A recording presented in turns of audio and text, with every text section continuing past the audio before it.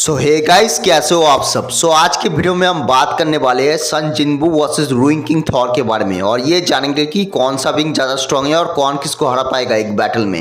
वैसे तो सन जिनबू और रुइंग किंग थॉर ये दोनों ही एक स्काई फादर लेवल कैरेक्टर है, बट इन दोनों में से ज्यादा स्ट्रांग कौन है और कौन किसको हरा सकता है एक बैटल में। इसका आंसर जानने के लिए ना आपको इस वीडियो को अंत तक देखना पड़ेगा। वीडियो काफी इंटरेस्टिंग होने वाली है, प्लीज वीडियो को अंत तक देखिए। चैनल पे नए हैं तो सब्सक्राइब कर लीजिए। Now let's start. अब अगर मैं बात करूँ सन जिनबू के बारे में, जो शैडो मोनार्क है ना, यानी एश बॉन्ड, वो जो अपने होस्ट को चुन लेता है ना, तो उसे अपनी सारी पावर्स दे देता है, पूरी तरीके से सुपर नेचुरल पावर्स देता है वो। क्योंकि एश बॉन्ड एक शैडो मोनार्क है, इसलिए जिनबू के पास भी शैडो मोनार्क की पावर्स आ जाती है, जैसे शैडोज को कंट्रोल करना, शैडोज को मैनिपुलेट करना, दूसरों की बॉडी से उनकी शैडोज को खींच लेना और भी बहुत कुछ। यहाँ तक कि वो अपने 10 मिलियन शैडोज के साथ अपनी लोकेशन स्विच भी कर सकता है, यानी some kind of teleportation.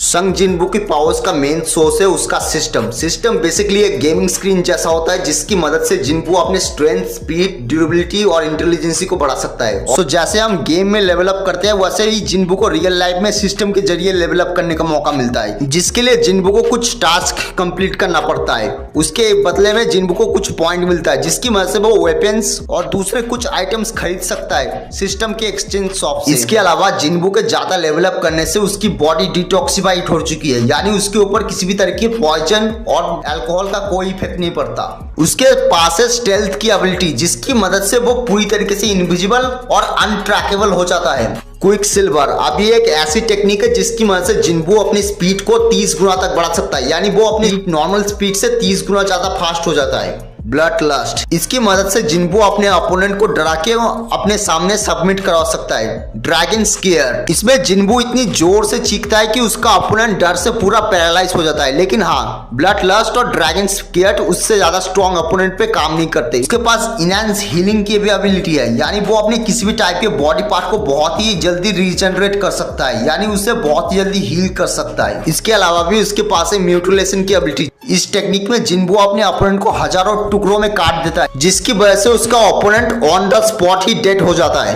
Rulers authority इस टेक्निक में जिनबू टेलीकिनेसिस का यूज करके अपने आसपास की चीजों को मूव करने लगता है, यानी अपने आसपास के ऑब्जेक्ट को बिना छुए उठा सकता है, और कोई छोटे मोटे ऑब्जेक्ट नहीं, बड़े बड़े पहाड़ों को ऐसे मूव करता है जैसे वो कोई कागज का खिलौना हो। शैडो एक्सटेंशन जिसकी मदद से जिनबू किसी भी बीइंग को मार के उसकी शैडो को अपने अंदर अब्सॉर्ब कर लेता है, जिसके बाद वो शैडो जिनबू की शैडो आर्मी का हिस्सा बन जाता है और वो जिनबू का एक लॉयल सर्वेंट बन जाता है। इसके अलावा भी जिनबू टाइम ट्रैवल और टाइम मैनिपुलेशन भी कर सकता है, और इन सारी पावर्स एंड एबिलिटीज के चलते सन जिनबू बन जाता है एक 4.5 डायमेंशन बीइंग, यानी एक स्काई फादर लेवल कैरेक्टर। अब अगर मैं बात करूं रुइंग किंग थॉर की, रुइंग किंग थॉर का अब तक का सबसे स्ट्रॉन्गेस्ट वर्जन माना जाता है, जिसमें रुइंग किंग थॉर पास्ट, प्रेजेंट और फ्यूचर तीनों एक साथ देख सकता है।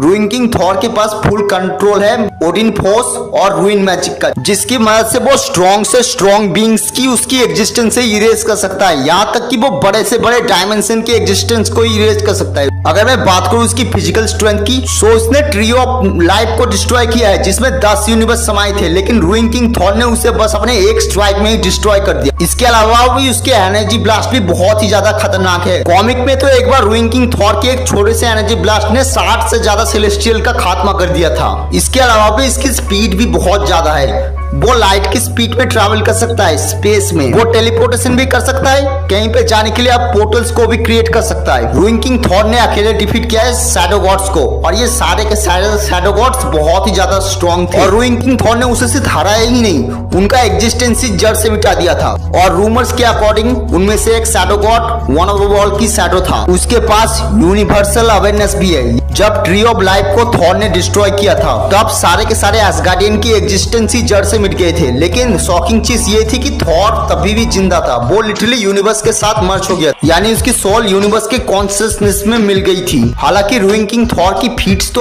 अबव द मल्टीवर्सल लेवल है, लेकिन मार्वल कॉमिक्स के अकॉर्डिंग रुइंग किंग थॉर एक स्काई फादर लेवल कैरेक्टर है, जो यूनिवर्सल लेवल कैरेक्टर से थोड़ा सा ही ऊपर होता है। अब अगर मैं बात करूं सन जिनबू वर्सेस रुइंग किंग थॉर के बारे में, मेरे हिसाब से तो रुइंग किंग थॉर यहाँ जीत जाएगा, वो यहाँ पे हरा देगा संग जिनबू को। कॉस रुइंग किंग थॉर की फीट्स ज्यादा इंप्रेसिव है संग जिनबू के कंपेयर में। रुइंग किंग थॉर जिनबू को एग्जिस्टेंस से इरेज करने की ताकत रखता है। सो संग जिनबू और रुइंग किंग थॉर के बीच की बैटल में clearly ruling king Thor will win. So ये थी आज की वीडियो। अगर आपको ये वीडियो अच्छा लगा तो make sure like and subscribe. और यहाँ तक वीडियो देख ही लिया है तो आपको लाइक एंड सब्सक्राइब करना ही पड़ेगा, क्योंकि वीडियो बनाने में बहुत ज़्यादा मेहनत लगती है और एक सब्सक्राइब और एक लाइक करने से आपके बैंक बैलेंस से कोई पैसा नहीं कटता। और हाँ, आपके एक लाइक एंड सब्सक्राइब से हमें मोटिवेशन मिलती है और भी कमाल की वीडियो बनाने के लिए। और वैसे भी कोई छोटा क्रिएटर अगर आपके एक लाइक एंड सब्सक्राइब से खुश हो रहा होता है तो लाइक एंड सब्सक्राइब कर दिया करो, वैसे भी इसके पैसे थोड़ी ही लगते हैं।